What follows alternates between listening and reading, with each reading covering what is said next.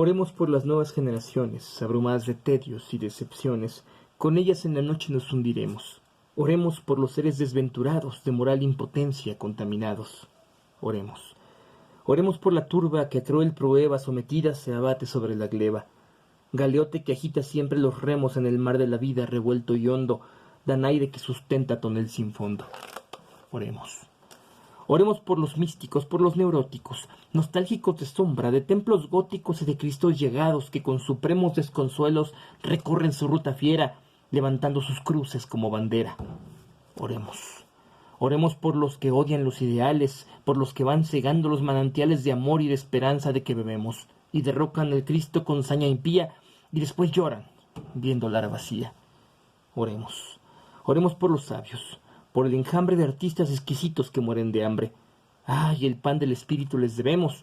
Aprendimos por ellos a alzar las frentes, y los pobres, escuálidos, tristes, dolientes.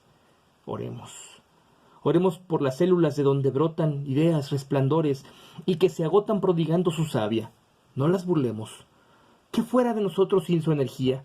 Oremos por el siglo, por su agonía, del suicidio en las negras fauces. Oremos. Amado Nervo, oremos, un poema de 1898, escrito en el contexto del modernismo, también llamado decadentismo, y creo que queda claro porque decadentismo estamos hablando de un poema que nos transmite un sentimiento de incertidumbre por la vida, un sentimiento de desaliento, de desconsuelo, de desencanto. Es algo como lo que estamos viviendo ahorita en muchos de los aspectos que aquí nos menciona. Es un momento de crisis, de transición entre una época y otra. En estos momentos de transición en donde la generación vieja no confía en la generación nueva, los considera inútiles, los considera incapaces, los considera poco aptos para los problemas que hay en el mundo, y las generaciones nuevas pues tampoco confían mucho en las generaciones viejas, los considera fracasados, los considera lentos, los considera descontextualizados. Ante eso estamos ante el fin de siglo, 1898, un año de crisis en muchos aspectos en el mundo. En México específicamente, de donde es este poema, de donde es Amado Nervo, tenemos por ejemplo la crisis del sistema porfirista, del porfiriato, que comienza a verse las grietas aquí porque había sido el mejor sistema económico y político que había vivido este país, y precisamente por estas fechas empieza, ya se ve envejecido, ya se ve decadente, y tantitos años después ya se verá completamente rebasado por la realidad. Y pues ustedes saben que lo demás es historia, vino la Revolución Mexicana y lo tumbó. Pero para este momento ya estaba avejentado el sistema. Estamos ante un momento de crisis, 1898. El fin de siglo y el inicio de una nueva realidad. Una realidad plagada ¿de qué? De pragmatismo.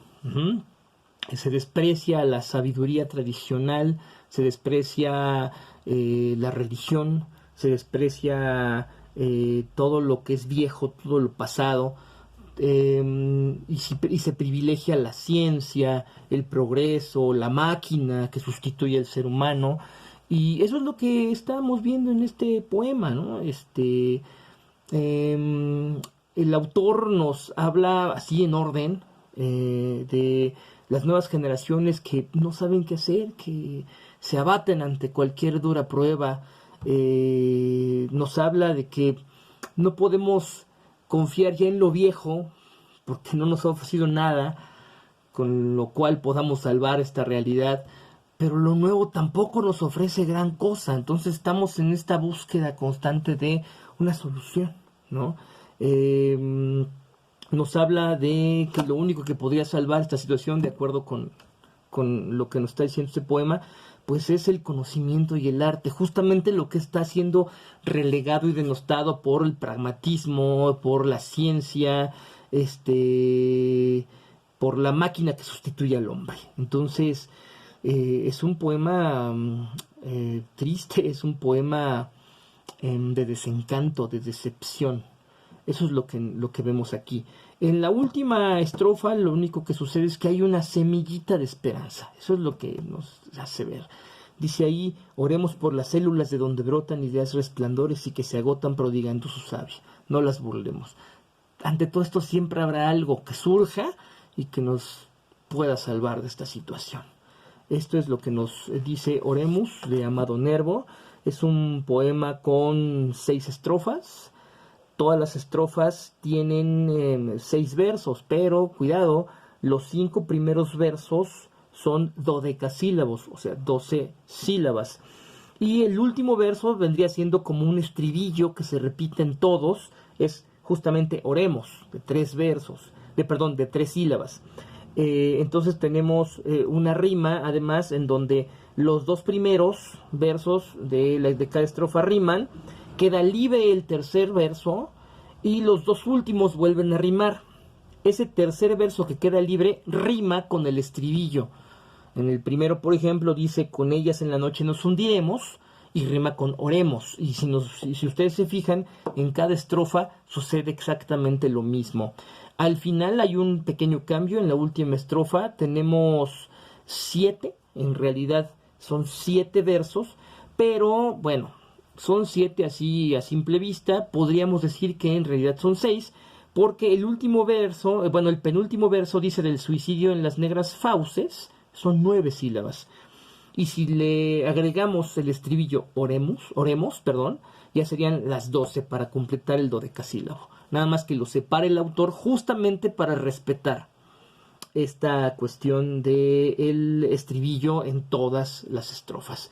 Es un armado, una estructura bastante compleja, propia del modernismo, propia del decadentismo, que defiende mucho esta cuestión de la elegancia, de la escritura cosmopolita, el recuperar también cuestiones cultas. Habla de las Danaides, utiliza metáforas elaboradas.